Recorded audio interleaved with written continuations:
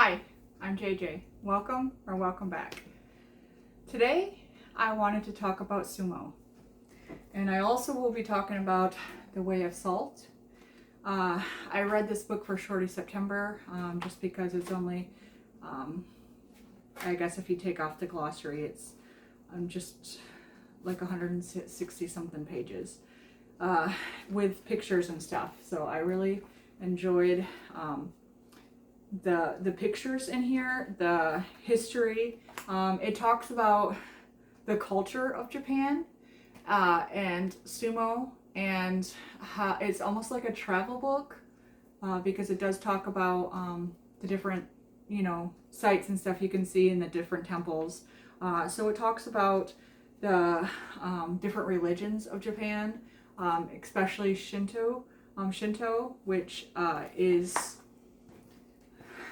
where the traditions and beliefs and stuff with sumo come in. And so sumo is actually a very spiritual ceremony on top of it being a sport, but it is not just a competitive sport. There's all this ceremony that attaches to it.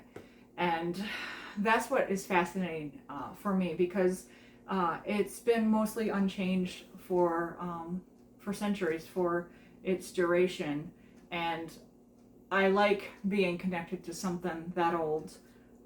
Sumo itself, when you get on, I'm not gonna remember all the terms right offhand. I haven't been in sumo for a while, but when you get on, they make it out of clay. Basically the space that you're playing on, and it's elevated, and then there's the circle that you're in.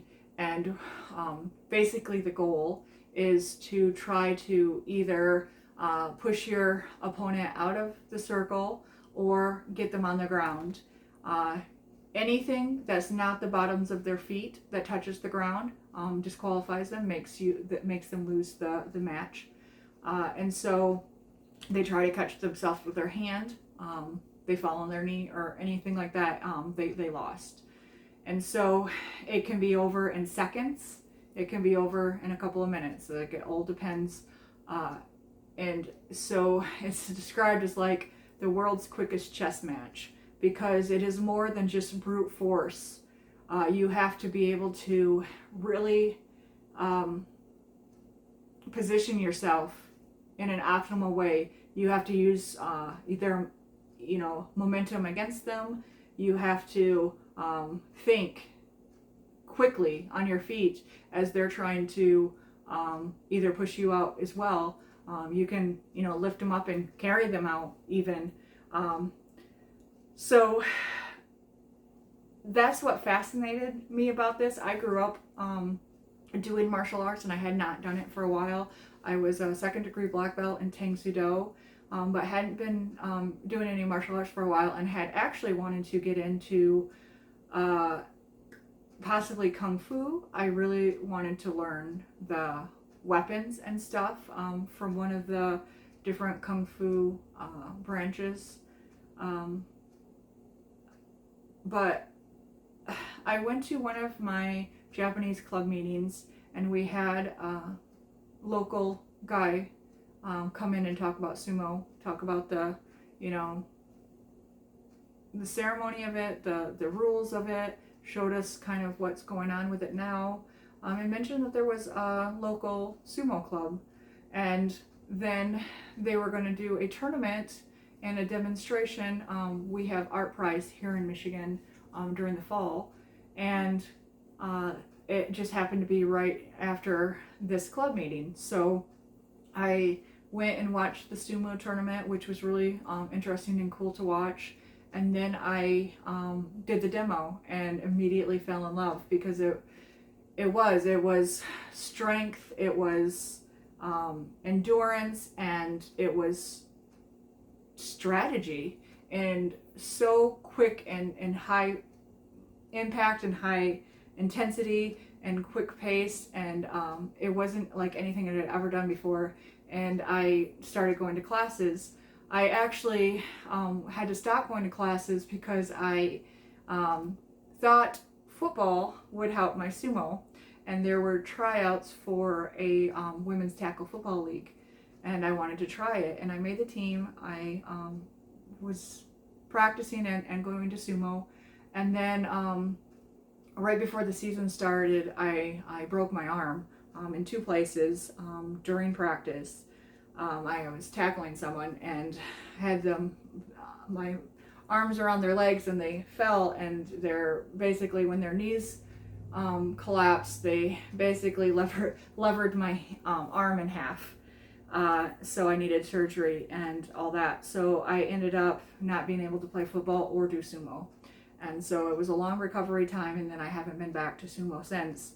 But I really, really enjoyed it while I was there. And what is interesting is, so women can't participate professionally in sumo. And when you get to do the big ceremony parts and aspects in Japan, women can't even touch the surface of, you know, where they're playing or where they're having their bout. And so they can only do it, you know, for amateur, and you can't even do it everywhere because some people don't allow women to do it yet. But it is so much fun. It's such a thrill. And I actually have my mawashi with me that I wanted to share with you guys. So this is a few pounds. It's probably about 5 to 8 pounds. It's a very thick canvas that's basically like a judo gi, or the I guess not just judo, but now I can't think of it. Anyway, it's hard enough because part of what sumo is when you wrap this around, you're wrapping it all the way around your groin and stuff, and it's thick. So it's about this thick when you have it done, so that you can actually hold on it and grab it. And this is actually part of the strategy. So what you can push them off, but you can also work to get a good hold on your mawashi, and depending on how you are there, you can manipulate their body and their movement. And so this is strong enough to be part of the gear that you use to your advantage. So you want it tight enough so that they can't get their fingers in very well when they're trying to dig and get their positioning. So it's even strategy like that. If you have it loose, the top layer is also strategy. You can have it looser, because then you go to grab it and you're kind of don't have the leverage that you would if it was a little bit tighter, because it's loose, and so it's flimsy in your grasp when you're trying to manipulate them. So this is very much part of the get up and part of what you use for your strategy and how you're using it. But it's also thick enough to withstand all that grabbing and that you know, leverage and stuff that you're using as you're trying to turn their body, whether you're trying to rotate them so that you can throw them down, because you can do throws, you can do like tripping and you know, making them fall down and stuff, and you really want to be aware. There's ones who just basically, when you start watching sumo, that will just use their weight and they'll push their opponent. And then there are the ones who get deep into the footwork and the belt work of the mawashi. And you can see the different ways that people use what they have to their advantage. So when you start watching these different bouts, you can see how somebody's gonna approach it, and you know, somebody gets up close and is starting to use the belt, and the other one is not used to using the belt, and then has to adjust because they can't use their brute strength anymore, is all part of what makes it fascinating, because you can have a 200-pound guy against like a 450-pound guy, and the smaller weight one could win, and you just don't know. I'll post a couple of videos. I've only shot a few videos because I've only did it a couple times through different practices as I was learning different techniques and stuff. And one time I was up against a really opponent who was larger than me, and he can just pick me up and literally throw me out of the ring.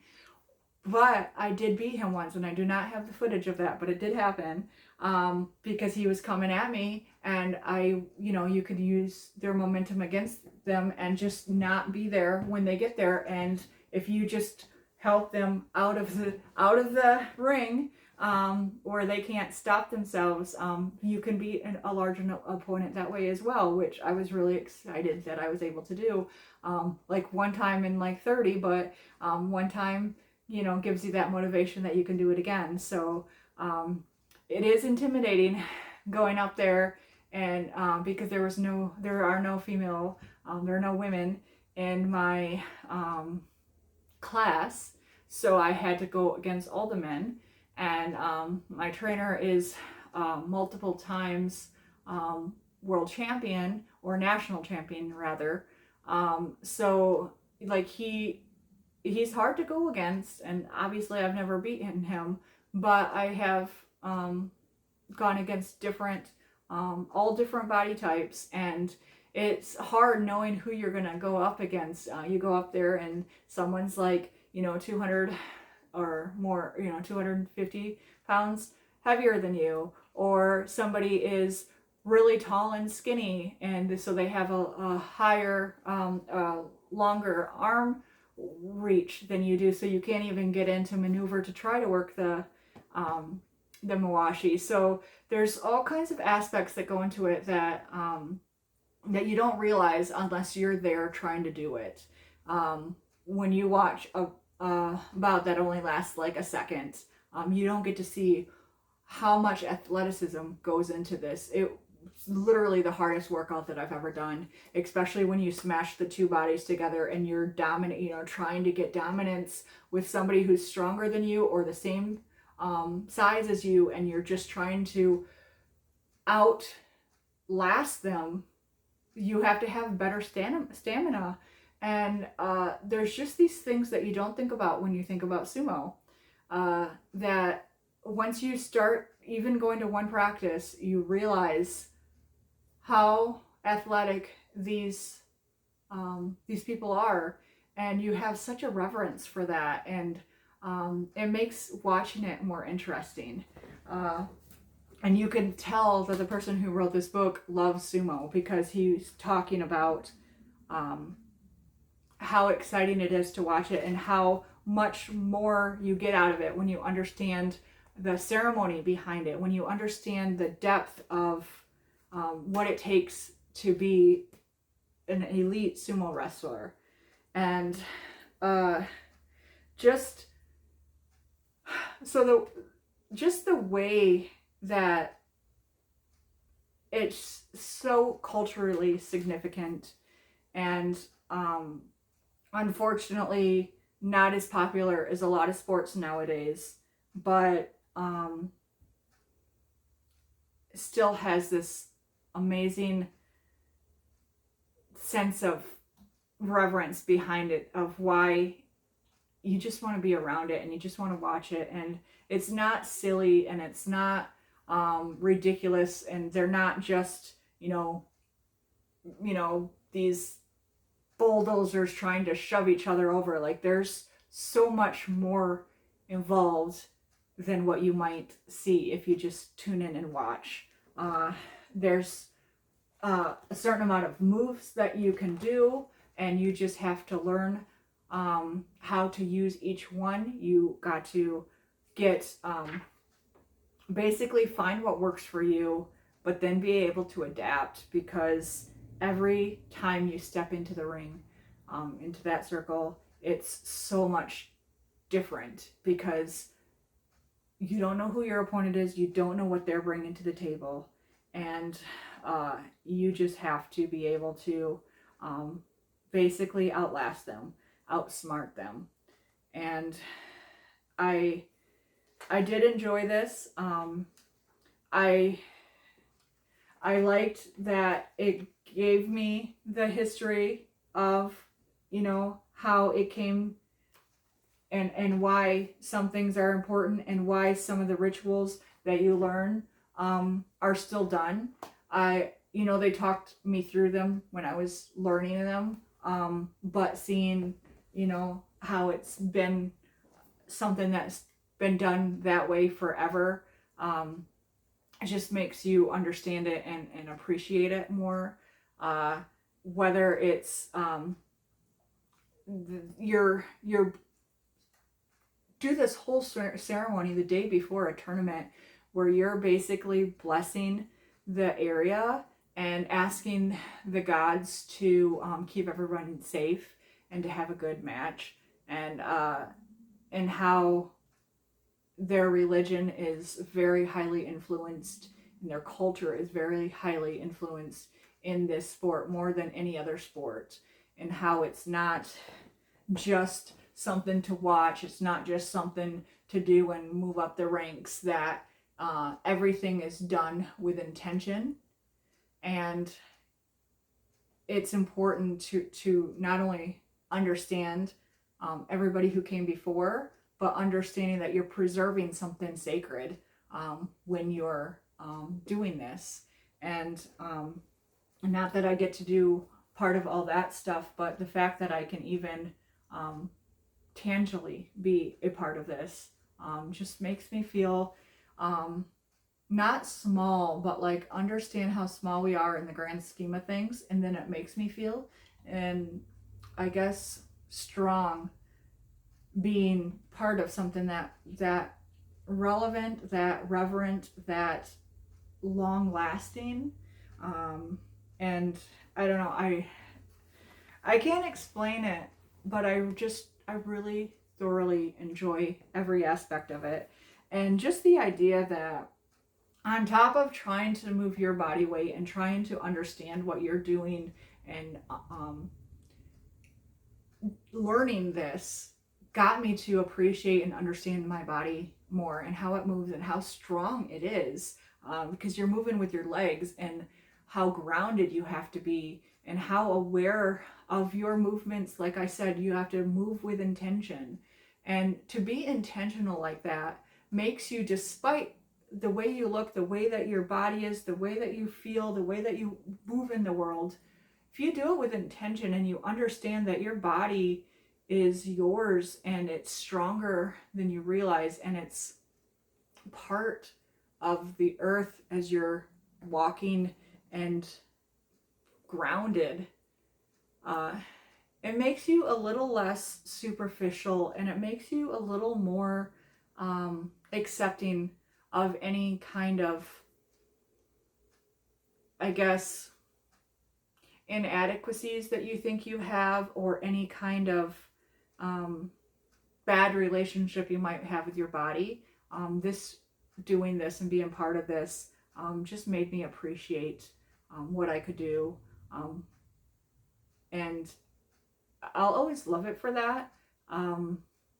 And I'm really hoping that I could get back to it soon. I've been kind of weary, just because, you know, breaking my arm, I don't want to risk anything again, but I really want to try again, even if I have to take it easy at first. But speaking of, so being with intention and talking, so I said this weighs a couple of, you know, about 5 to 8 pounds. It's heavy, it's solid. To have this on top of everything else that you're trying to do, I don't know, there's nothing like it in the world. It's very minimal, like you're not covering up very much at all with what this actual mawashi does, especially when you're doing the traditional part and you're only wearing the mawashi. in tournaments and stuff. You can choose if you're going to wear stuff underneath. Women obviously wear stuff underneath. But the idea that like when you wrap it on, it just feels like you're armoring up. Not that you're invincible, and it's certainly not like an armor that you would go to war with, but it just feels like you're adding something significant to yourself. And maybe that's just me being weird or something, but it's like I said, it's steeped in tradition, it's steeped in this cultural relevance, this spiritualness, this strength and understanding, and this historical aspect that stretches for, you know, generations. Like I feel like you feel it when you put it on, and maybe like I said, that's just me, but it feels like you're putting this armor on so that you're not fighting alone, and it makes you feel stronger than maybe you thought you were. And like, even if you lose, you accomplished some fears. You got in a ring with someone larger than you, someone who was expected to win, and you survived. And if you can do that, then maybe you can do anything. And I guess that's what brings me back. I guess that's why I love it. And I guess that's why I wanted to share it with you. So if you get a chance, watch some sumo, maybe do a deep dive like I did. I will post a couple of videos of me in practice. Once I get back there, maybe I'll film some more once I get back into it and I'm not so rusty. But if you want to learn more about sumo, about the culture, a quick read with some fun pictures and some fun just historical information about why sumo. And like I said, I really did enjoy the aspects in this book that talk about the differences between the different religions in Japan. And I learned a few things that I hadn't been aware of. But anyway, it was fun. Maybe something just I will like. But I found some enjoyment with it. And I hope that you enjoyed listening to me talk about sumo.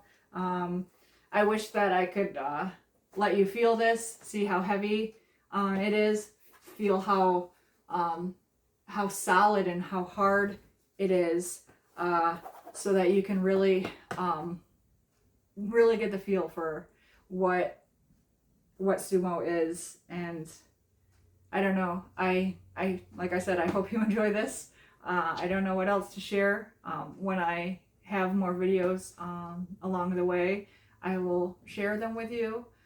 In the meantime, happy reading, and have a great day. Thank you.